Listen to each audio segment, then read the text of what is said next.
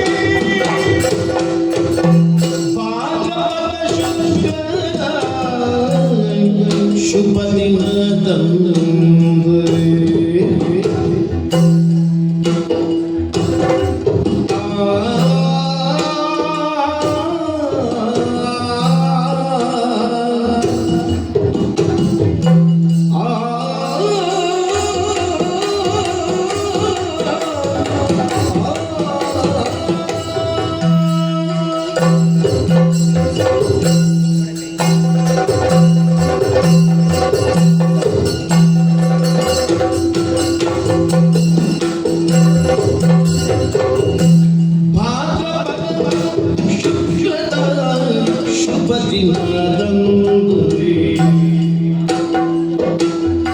ಗಣಪಗೆ ಪೂಜೆಗೆ ಸಲ್ಲುವುದುಂಟು ಗಣಪಗೆ ಪೂಜೆಗೆ ಸಲ್ಲುವುದುಂಟು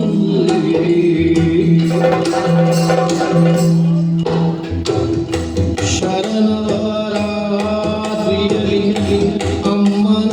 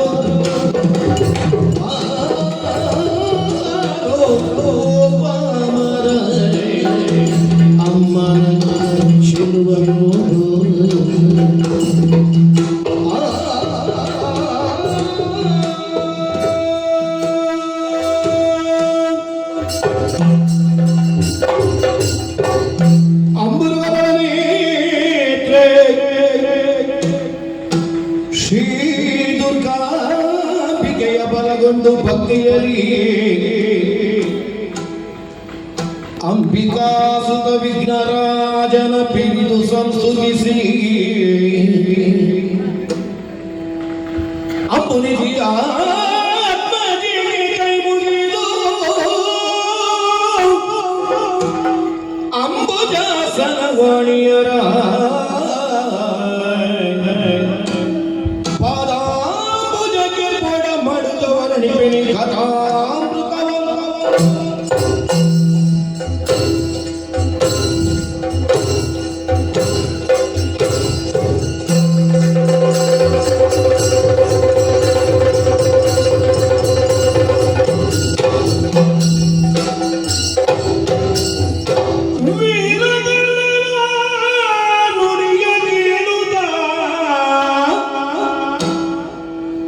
ವೀರಕರ್ಣನ ನುಡಿಯ ಕೇಳುತ್ತಾ ಭೂರಿ ಸಂತಸವೆಂದು ಕೌರವ ಭೂರಮಣನ ತಿದ್ದವಕದಲ್ಲಿ ಮಾದ್ರೆ ಜನರ ಮನೆಗೆ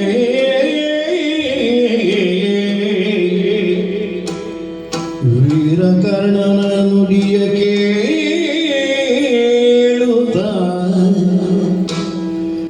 ಆ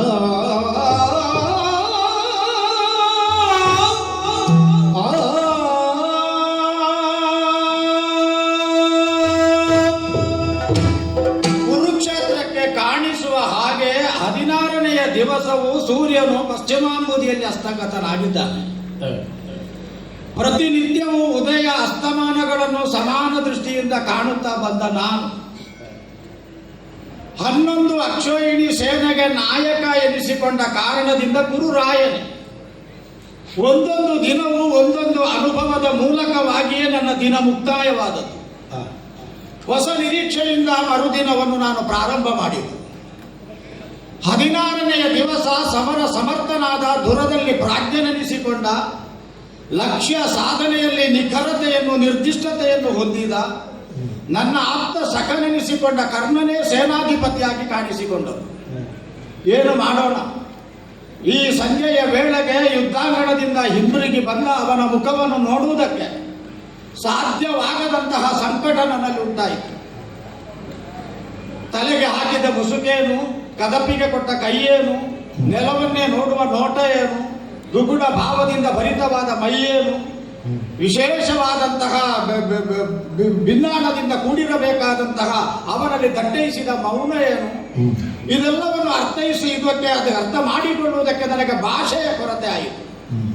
ಆಡಿ ಗ್ರಹಿಸಬಹುದಾದದ್ದಲ್ಲ, ಕೇಳಿ ತಿಳಿಯಬಹುದಾದದ್ದಲ್ಲ, ಅದು ಹೃದಯ ಸಂಬಂಧವಾದದ್ದರಿಂದಲೇ ಮೌನಕ್ಕೆ ಹೆಚ್ಚು ಕೆಲಸ. ಈ ದಿವಸ ಒಂದು ನಿರ್ಣಯಕ್ಕೆ ಬಂದೆ ನಾನು. ಅವನ ಸೇನಾಧಿಪತ್ಯದಲ್ಲೂ ನಮ್ಮ ಸೇನೆಗೆ ಸೋಲಾಯಿತು. ತಲೆ ತಗ್ಗಿಸಿ ಬರಬೇಕಾದ ಪರಿಸ್ಥಿತಿ ಬಂತು. ಪಾಂಡವರ ವಿಜೃಂಭಣೆಯ ಸ್ಥಿತಿಯನ್ನು ಕಾಣಬೇಕಾದಂತಹ ಕರುಳು ಕಿವಿಚುವ ಸನ್ನಿವೇಶ ನಮ್ಮ ಪಾಲಿಗೆ ಒದಗಿತು. ವಿಜಯವನ್ನೇ ಹಾರೈಸಿದ ನನಗಿದು ಸಾಧಾರಣವಾದ ಪೆಟ್ಟಲ್ಲ. ಈ ಆಘಾತವನ್ನು ಜೀರ್ಣಿಸಿಕೊಳ್ಳುವುದಕ್ಕೆ ಸಾಮಾನ್ಯವಾದಂಥ ಸಂಯಮ ಸಾಕಾಗಲಿಕ್ಕಿಲ್ಲ, ಧಾರಣ ಸಾಕಾಗಲಿಕ್ಕಿಲ್ಲ. ಆದರೂ ಒಂದನ್ನಂತೂ ತಿಳಿದುಕೊಂಡಿದ್ದೇನೆ, ಸಾಮರ್ಥ್ಯ ಮತ್ತು ಲಕ್ಷ್ಯ ಅದು ಎರಡರಲ್ಲಿ ಸಮಾನ ಅನುಪಾತ ಬೇಕು. ಯಾರು ಒಂದು ನಿರ್ದಿಷ್ಟವಾದ ಗುರಿಯನ್ನು ನಿಗದಿಪಡಿಸಿಕೊಳ್ತಾನೆ, ಆ ಗುರಿಯ ಕಡೆಗೆ ಸಾಗಿ ಹೋಗುವಾಗ ತನ್ನ ಸ್ವಸಾಮರ್ಥ್ಯದ ಬಗ್ಗೆ ಪೂರ್ಣ ಭರವಸೆ ಬೇಕು ಅವನಿಗೆ. ಒಂದು ಹಾಗೆ, ಇನ್ನೊಂದು ತಾನು ಆ ನಿಗದಿ ಮಾಡಿಕೊಂಡ ಬೃಹತ್ ಗುರಿಯನ್ನು ಈಡೇರಿಸುವಷ್ಟು ಸಾಮರ್ಥ್ಯವನ್ನು ಹೊಂದಿದ್ದೇನೆ ಎನ್ನುವ ಖಚಿತತೆ ಅವನಿಗೆ ಬೇಕು.